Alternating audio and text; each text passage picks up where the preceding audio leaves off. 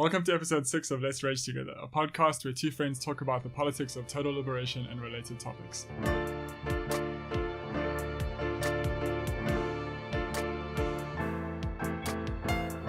annihilated the world before your very ears.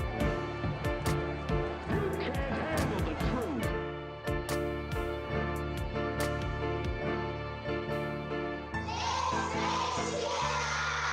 Welcome to episode 6 of Let's Rage Together. Happy New Year, everyone. We are recording this episode on New Year's Day. Hope you all have an amazing 2019. Yeah, we're busy recording while most people are probably still sleeping and hungover. And we are not, because we did nothing last time. But thank you so much for the support last year, to everyone who listened or donated or shared any of our posts. We really appreciate it. And we're hoping that this year we'll be releasing a lot more frequently. So it seems like this year is going to be a busy year for both of us, but probably not as chaotic as last year was. So hopefully we can be a bit more productive. But we managed to release 5 episodes last year that we were pretty proud of, and we hope you enjoyed listening to them. Yeah, and so we hope to do a lot more this year. Thanks for sticking around. Yeah, and on the thank you notes, we just want to give a shout out to Paul for giving us a rad donation on PayPal. Thanks so much, Paul. Thanks, Paul. And if you are listening and you want to support what we're doing and help us to keep the podcast going, you can support us by sharing our posts, telling your friends about the podcast, or you can donate via PayPal or Patreon, and you can find all the details on our website, letsragetogether.co.za. Yeah, so today's topic is defining veganism. We'll be discussing whether the definition of veganism should be basically expanded or made more narrow and strict, and our thoughts about some of the discussions surrounding this topic. So because this is a pretty broad topic, we've decided to split it into 2 parts. So for today, we're just going to be speaking about whether or not the definition of veganism should be a little more flexible. And then the next episode is going to cover whether or not the definition of veganism should be a bit stricter, and whether we need to include more elements into the definition of what it means to be vegan. But before we jump into the main topic, our next segment is the Bad and the Rad, where we discuss topics that might not warrant a full episode, and basically bring up things that we think are cool or not cool, and speak about those things. Yeah. It's time for the Bad and the Rad. So I have one rad today, and it's just making new traditions. I think there's a lot of social pressure and family pressure and all of those things around the end and beginning of year, around Christmas, New Year's, all of those kind of holidays. And I think we should focus on making new traditions that are not just about what is expected of us, but more about doing what's good for your mental health and what's important to you, instead of feeling obligated to do things you don't want to do around these holidays. So I think we should work on doing things that make us happy.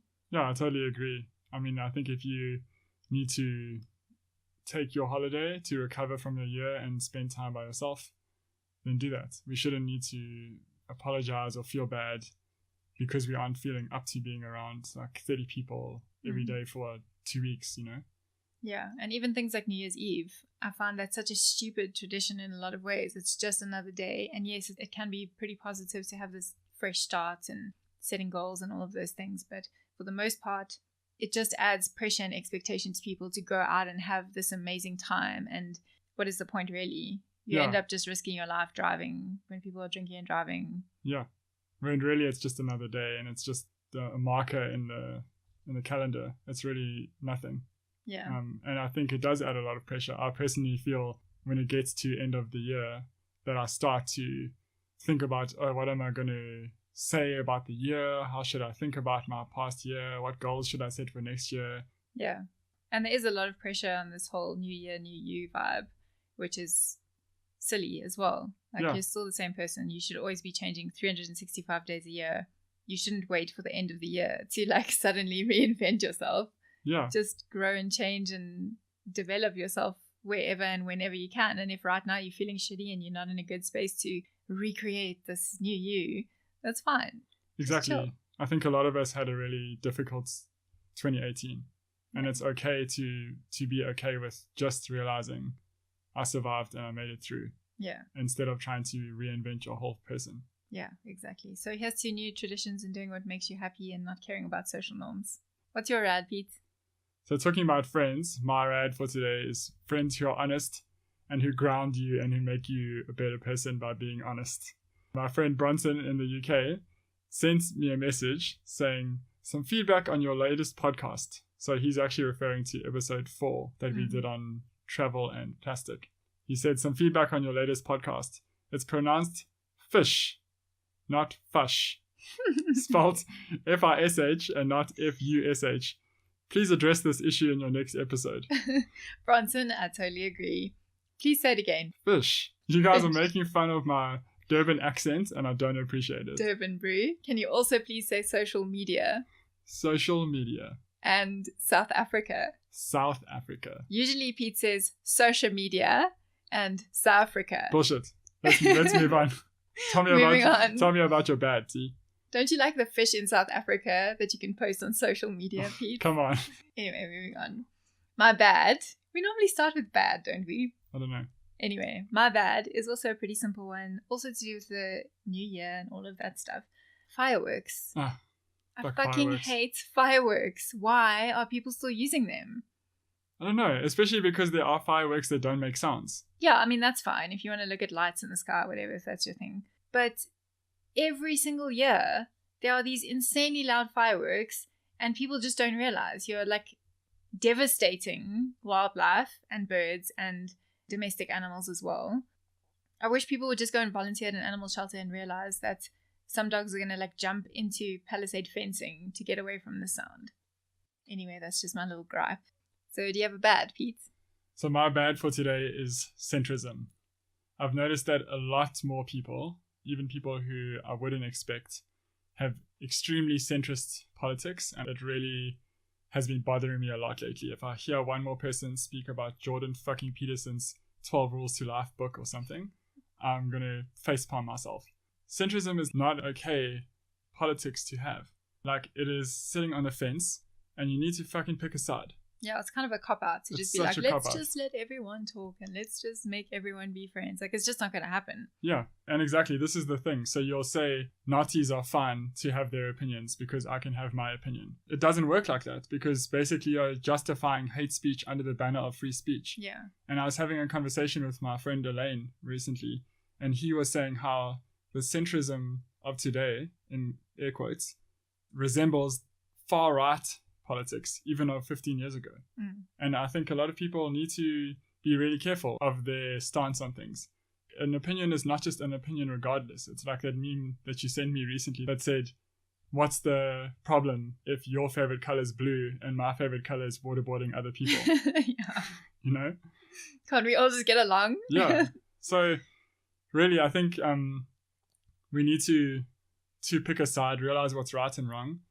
Yeah, it's okay not to have opinions on everything, but it's really problematic to be centrist about everything because actually when you don't pick a side, you are picking the side and giving more strength to the oppressive people. Yeah.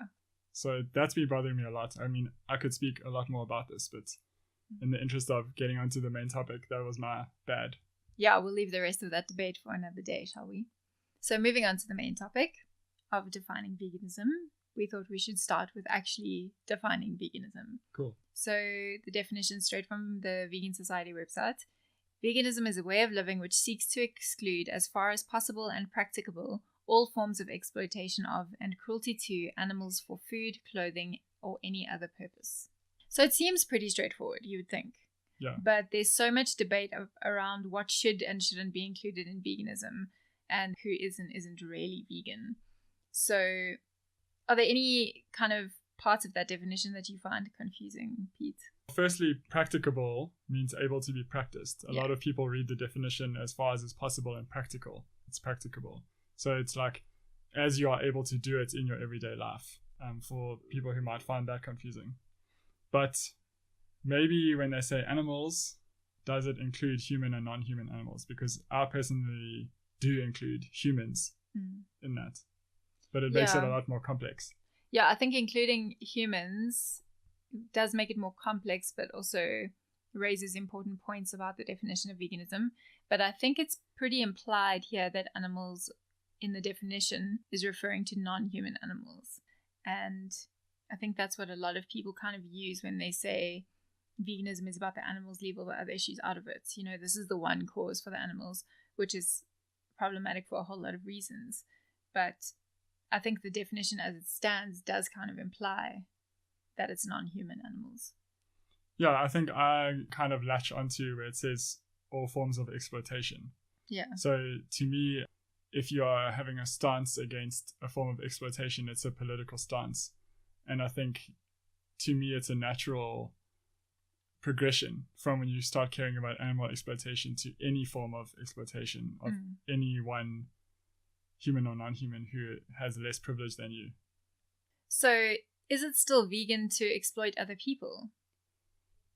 So this is where it gets tricky, I guess, because, I mean, I was told there are Nazi YouTube cooking channels that are vegan, which is, to me, absolutely insane.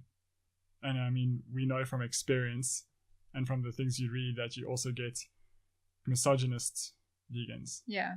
I mean, I think we should, to an extent, include humans because we are animals. But then we have to ask ourselves, are we saying that to be vegan, you should have an intersectional viewpoint, or do you have to? So should we be encouraging people to be feminist and anti-racist and all of those things? Or are we saying that because we are animals, are we saying that if you are racist or sexist or any of those things that you are not vegan? Yeah, it's so tricky. But I feel like veganism is just, it's not this end goal or something. So it's something that you use to make yourself a better person, and naturally you should extend on it. Do you know what I mean? Yeah. So we're saying should, not must. Yes. So you should think about these other things, but you're still vegan if you don't. Yes, so technically you can be a vegan shithead.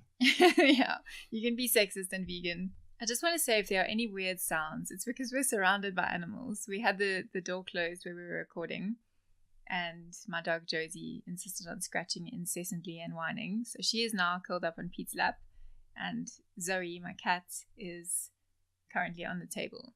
You aren't allowed to complain about Zoe's sounds because she's perfect. Okay, bye Zoe. She just ran out. Okay. So I think we can agree that from our personal perspectives, when you are vegan, it automatically opens you up to seeing the importance of acknowledging all kinds of oppression and exploitation.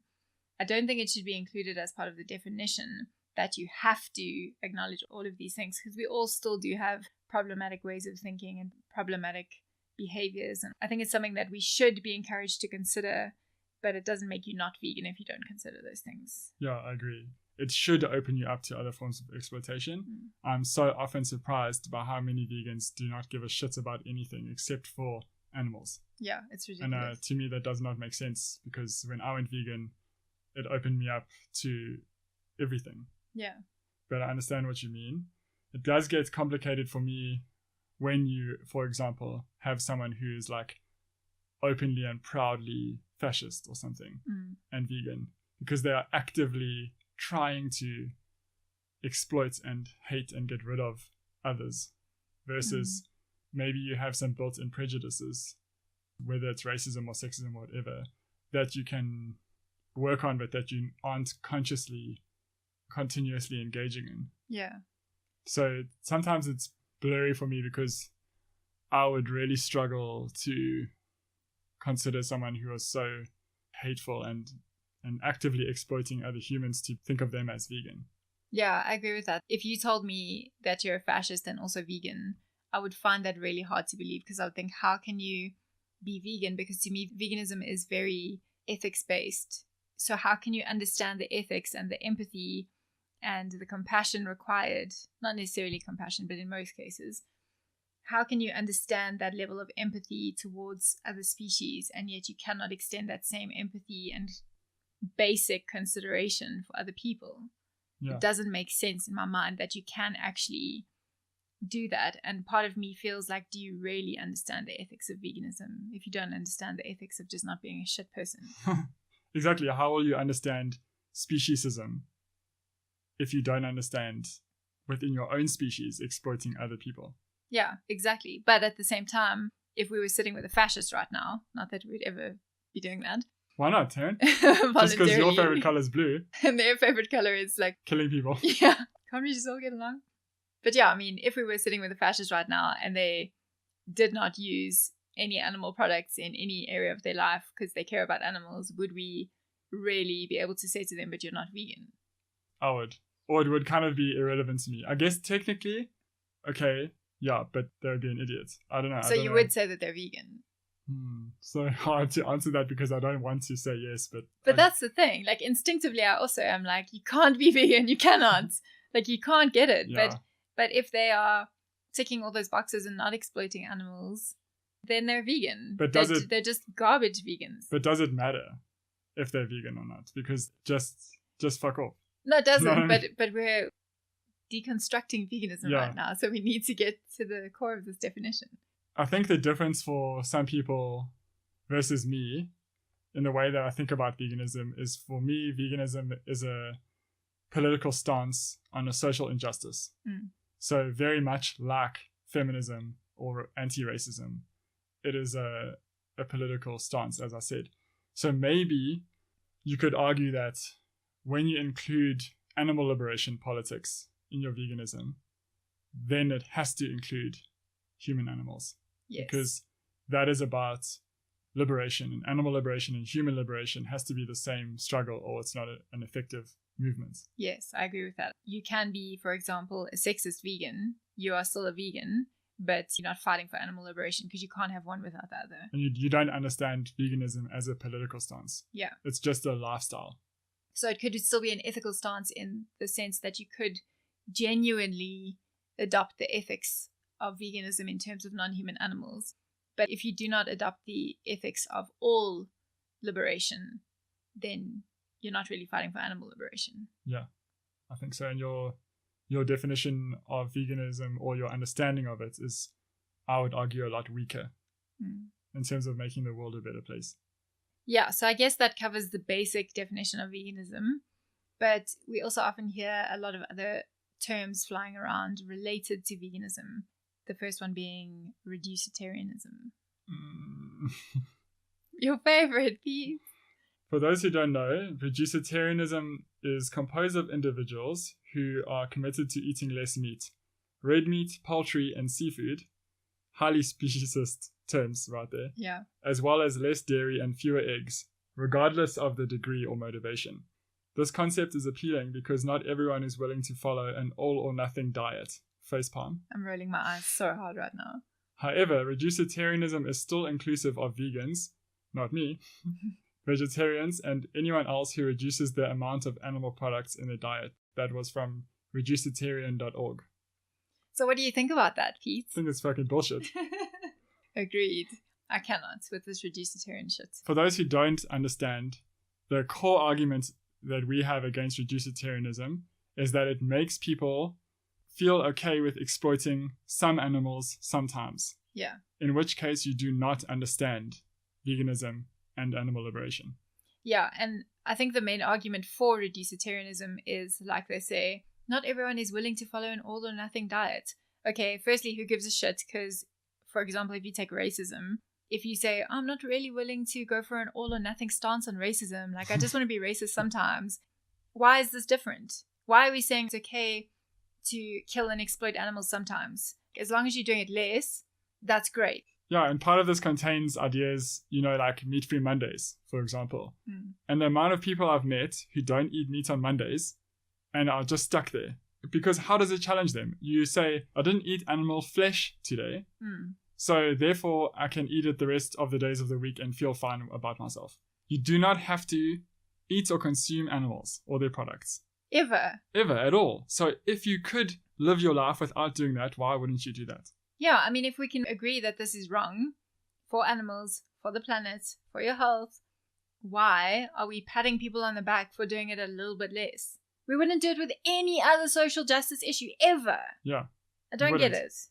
And even worse is when Reducetarianism actually gets labeled as veganism. Like, I've heard people say, yeah, I'm vegan 5 days a week. No, you're not. No, you're not. You're not. You're vegan or you're not. That's just Reducetarianism, and it's been tied together with veganism so closely, it actually destroys what the definition of veganism is, because people think you can be vegan sometimes. Why is there even the term Reducetarian? It's nothing. It's just nothing. It's just non-vegan. Regular people trying to be more ethical. Not even. It's basically just someone who eats a bit more plants than usual. It seems like just a term that someone can just attach onto themselves to feel better about themselves. Yeah.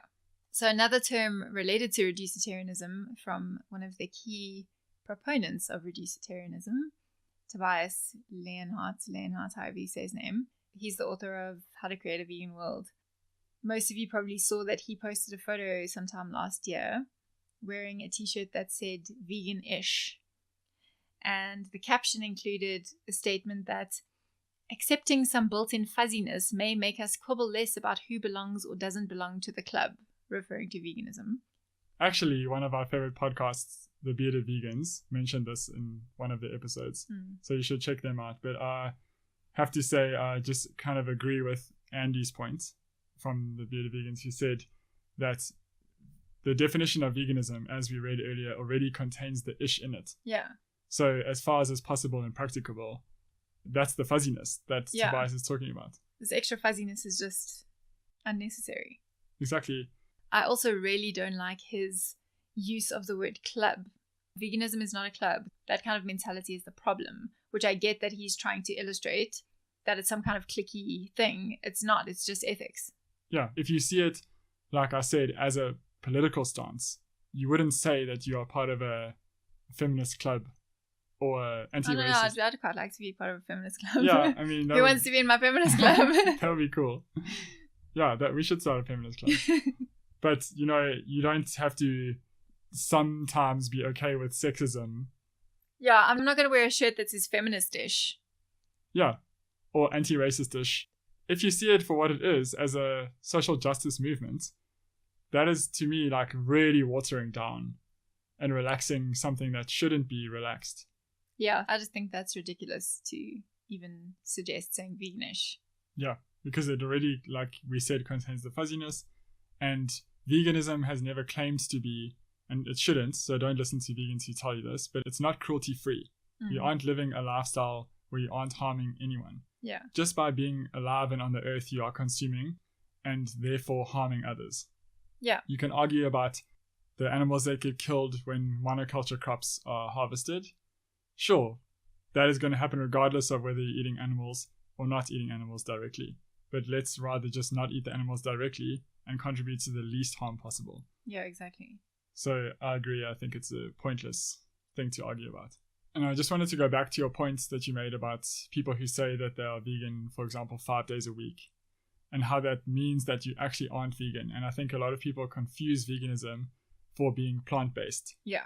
Because firstly, veganism, okay, I argue that it is a political stance, but practically how it ties into your lifestyle is not only food-based. So it's also about what you wear, how you think about animals, products you buy, entertainment, everything. And what a lot of people are talking about is very much just food. Yes, if they say I'm vegan 5 days a week, you can be sure that they're just talking about food. So it's problematic for me, and I think that people should be using plant-based a lot more than vegan. Yeah, you can say you're plant-based 5 days a week. Cool, good for you. Yeah. Well done. It doesn't imply a political or ethical stance. So what do you think about ultra-health vegans who... you see it often on vegan pages where new vegans will be like, hey guys, is this product vegan? And then someone will be like, yeah, but it's so full of chemicals. It's like that meme. Yeah, but vegan chemicals. Yeah, that's me. So what do you think about those kind of people who think that to be vegan, you should be healthy? Especially when it comes to saying we should be healthy because if we care about animals, we should care about ourselves. So we should be healthy. And we should also be this epitome of health, be a good example of health. Yeah, and wellness to the world. It gets really problematic because I think out of that way of thinking comes the fat shaming, body shaming, disease shaming, food shaming. Yeah. And when you should really just be however the fuck you want.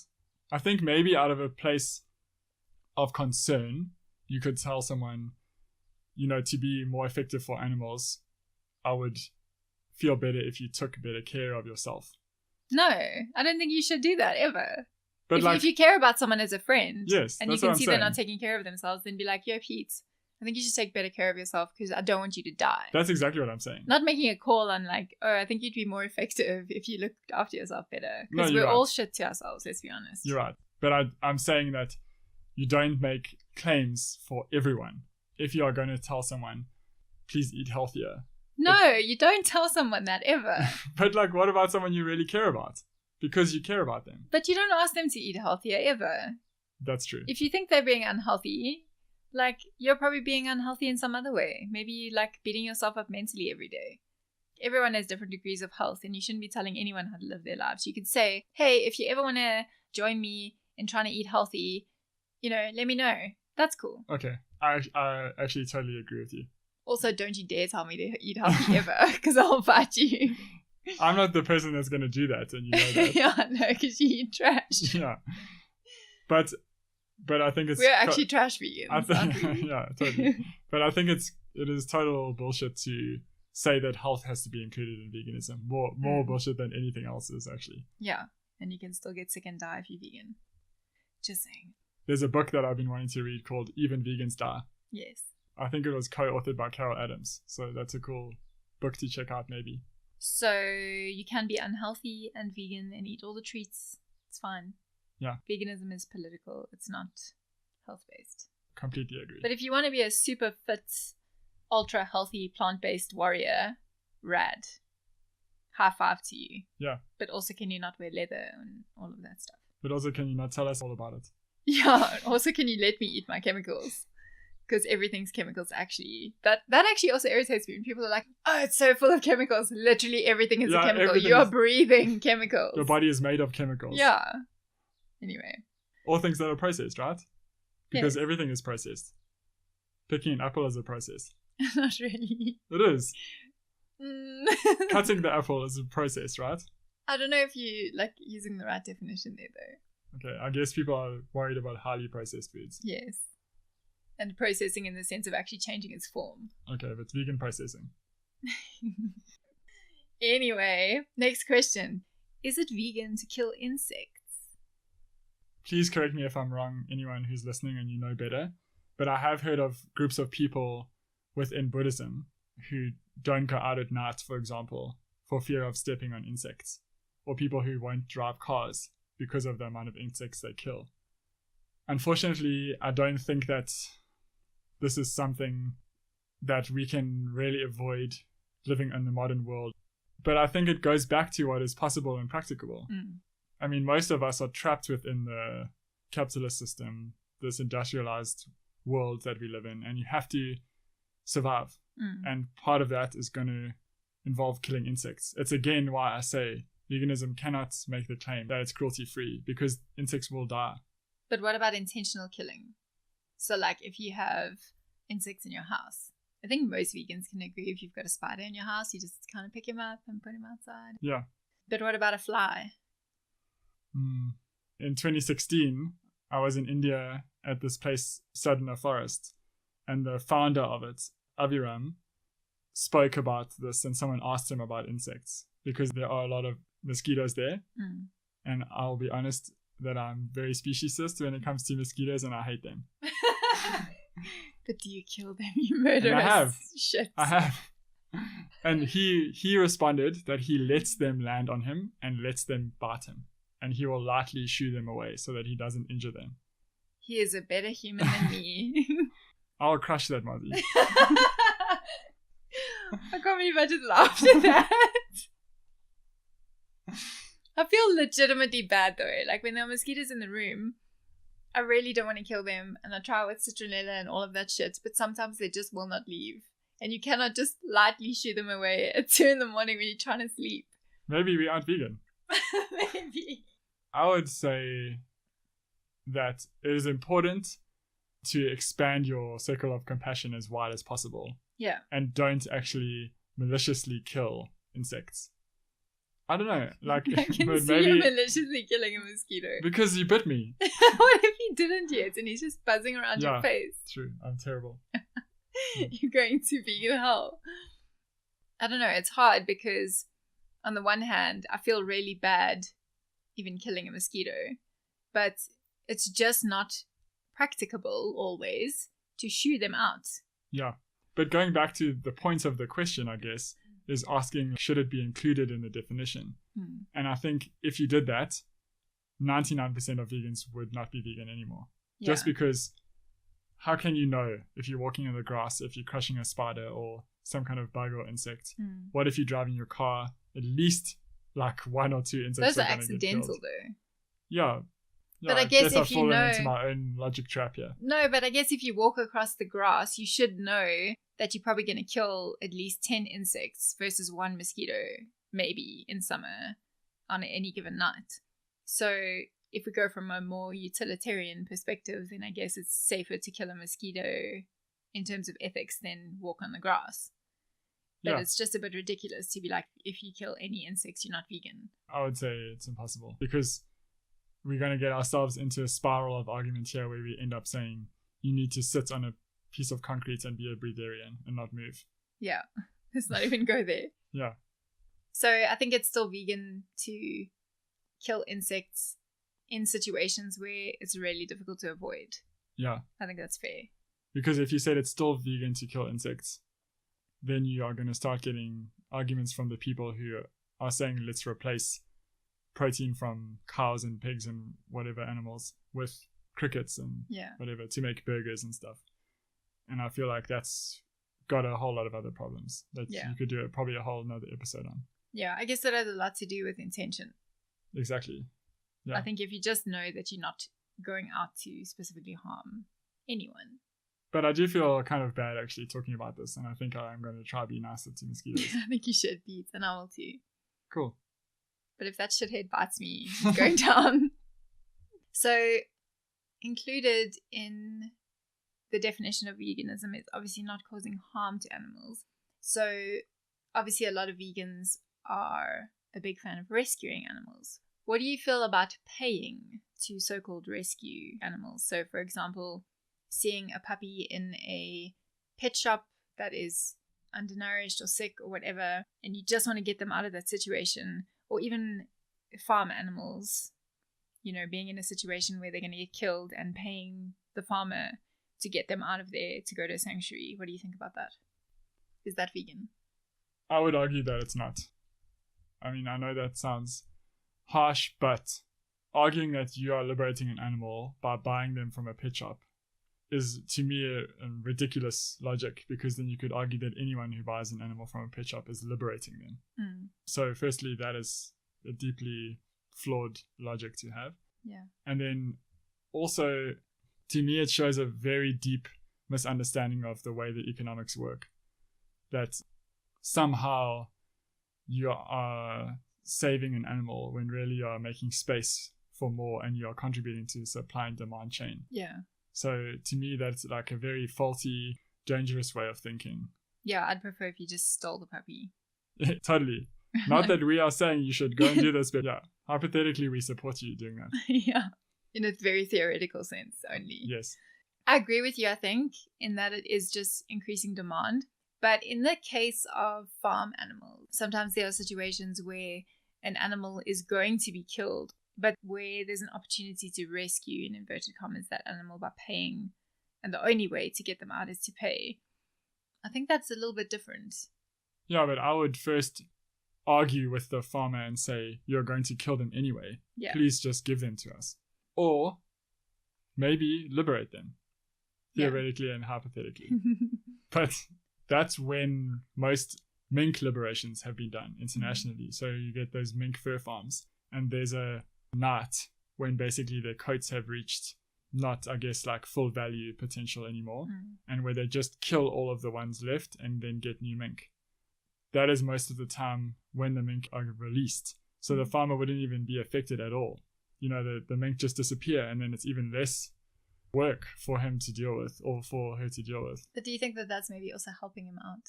I mean, this is complicated because you can also argue on behalf of the individual animal that it would be better. So, of course, if you're going to buy a puppy from a pet shop, as a vegan, you're probably going to give them a much better life than they would have in the pet shop. But I think because animal exploitation is such a massive thing to deal with, we have to think in a bigger picture than that. For sure. But I mean, I don't really know how to respond to your buying the animal from the farmer scenario. Yeah, because I know we know some people who have kind of been involved in those kind of situations. And I personally disagree with it. I wouldn't under any circumstances do that. It's hard because when you look at the individual, you just desperately want to help them and you'll almost do anything in that situation. So I can completely empathize with that.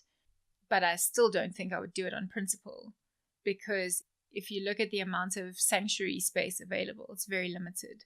So as much as it's really, really soul destroying and heartbreaking to leave that animal behind because the only option is to pay, I would say there are other animals that you could liberate in other ways to rescue them, give them that spot without giving any money at all to the industry. Yeah, I agree that it's a problematic thing to give money to someone who's actively exploiting animals.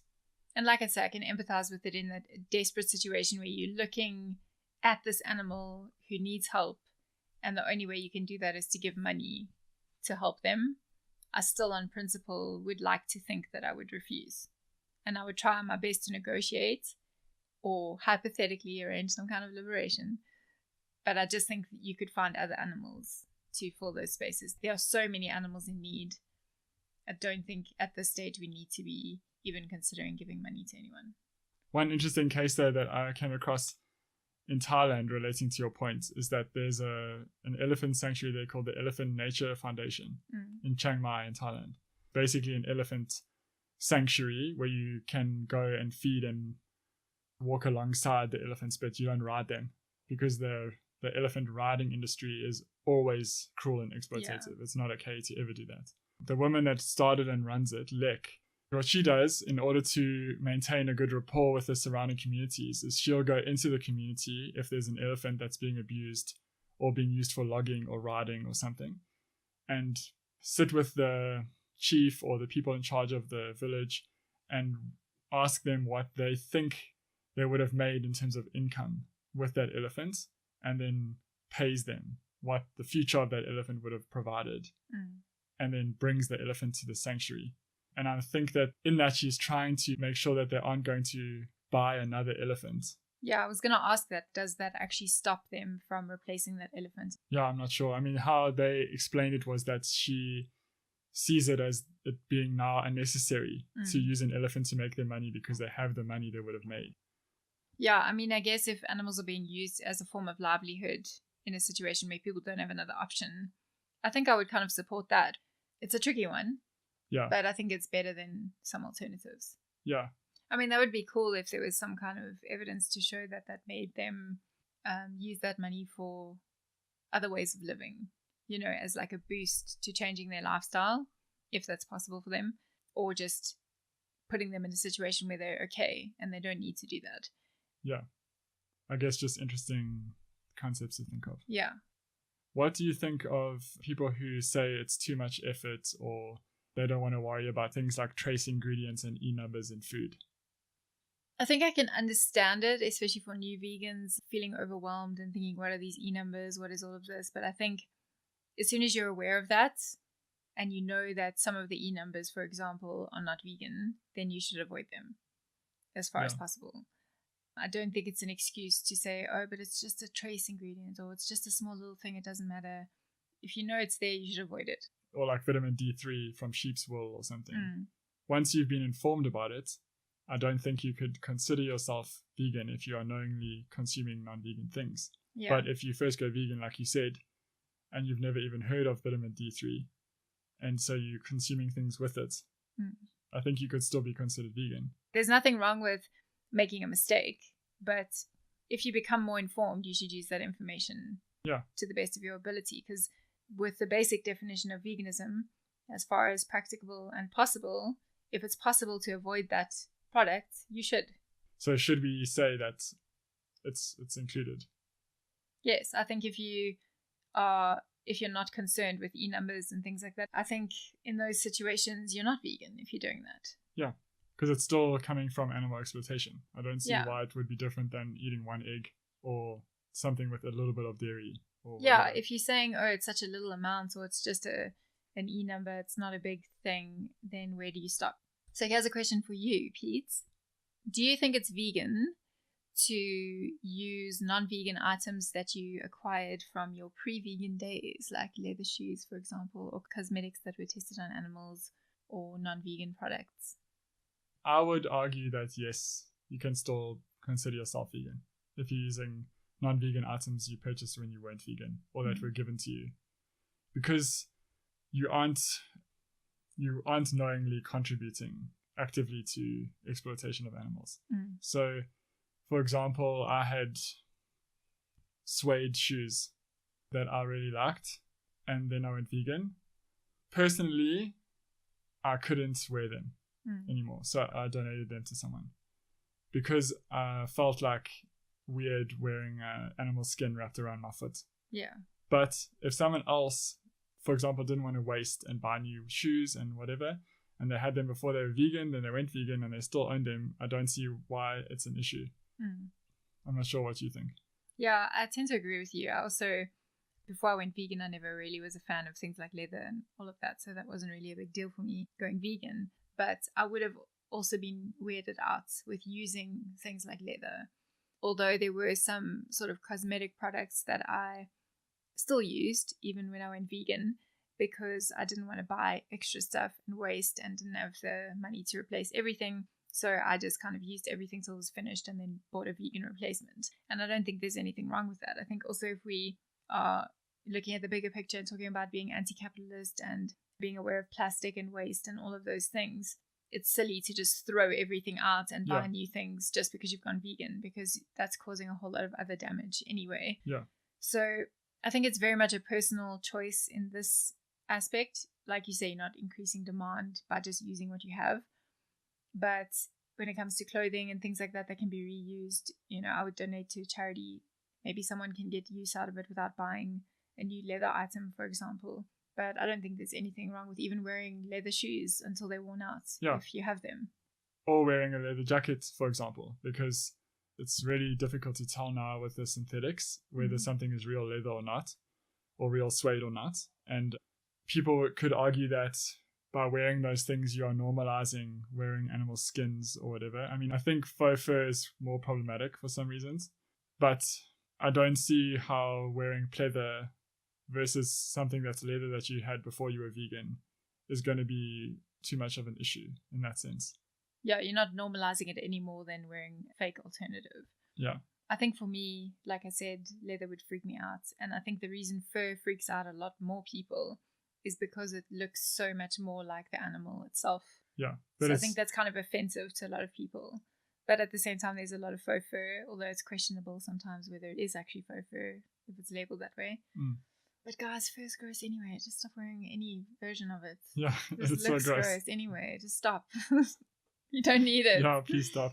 But yeah, I think in conclusion, if you have non-vegan stuff before you go vegan and you continue to use it, cool. But when you replace it, just buy a vegan version. Because I think veganism as a political stance should tie into, not that it has to, like we've said, technically, but anti-capitalist politics. So and just being aware of your general impacts in the world. Yeah, exactly. But what do you think about horse riding, Taryn? Because there seem to be a lot of vegans who ride horses. Inverted commas, vegans. These last 2 points are, I think, pretty obvious. Yeah. But apparently not. Apparently to not. A lot of people. The amount of people I've heard calling themselves vegan, but then they post photos of themselves riding horses, I don't understand. No, it's not vegan. You're exploiting an animal. You have to break a horse to ride them. Yes, exactly. I've had people telling me, oh, but the horses love going for rides and they love the exercise and they need the exercise and all of this. Your dog also loves running around and having exercise and you don't need to sit on their back. Exactly. I don't even know if I can even say anything more about this. It's just not vegan. There's a really good YouTube video, if you have to watch it, by Bite Size Vegan on horse riding. So you should watch that. Yeah, I'm not even going to say anything else about that because I'll just get irritated. Stop riding horses. Yeah, just stop. Last point, honey. Honey is not vegan. Damn. Full stop. Done. Mic drop. Also, guys, honey's gross. Honey is bee spit. It's bee vomit, isn't it? Bee vomit or bee spit. Whatever, it's gross. But bees make exactly the amount of honey that they need for their hives as food for them. It is bee food. Really, honey is not plant-based. It comes from the labor of an animal. Yeah. it kind of ties in with almost Marxist politics of how it is unethical to exploit the labor of another. And honey is direct exploitation of bee labor. Yeah. So we steal their food for us when we don't need it. It's just a really unethical thing to do, and I don't see how it can be considered vegan. Yeah. I think we've covered a couple of ways in which people try to relax the definition of veganism to include more people and more behaviors. But maybe we should stop trying to find ways to exploit animals and trying to find loopholes, and just realize that the definition is already pretty comprehensive. There is space for gray areas. There is space for so-called fuzziness. And I don't think we need to make it any more of a loose definition than it already is. I don't know if you agree with that, Pete. I totally agree with it. I think seeing it in the way that we see it as a social justice movement and a political stance, it just doesn't leave room to say some exploitation is okay and others aren't. And I think the idea that if it's too strict, you'll push people away, or it makes it seem so elite or exclusive, or whatever people use to kind of argue against veganism being too strict. I think that's just watering down the ethics of it, and that's unacceptable. You wouldn't do that for any other movement, like we said. So, yeah, if anything, we should be more outspoken and more straightforward in our messaging about veganism.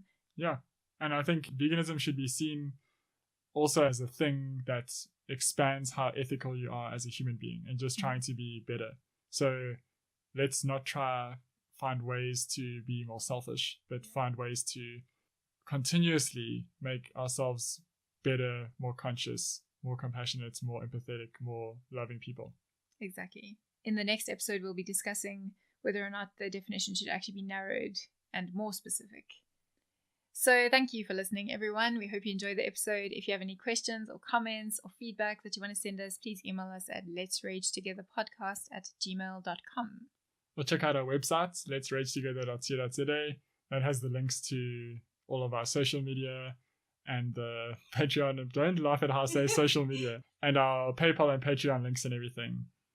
So yeah, hope you all have a great day or evening or wherever you are in the world, whatever you're doing. Until next episode, Love and liberation.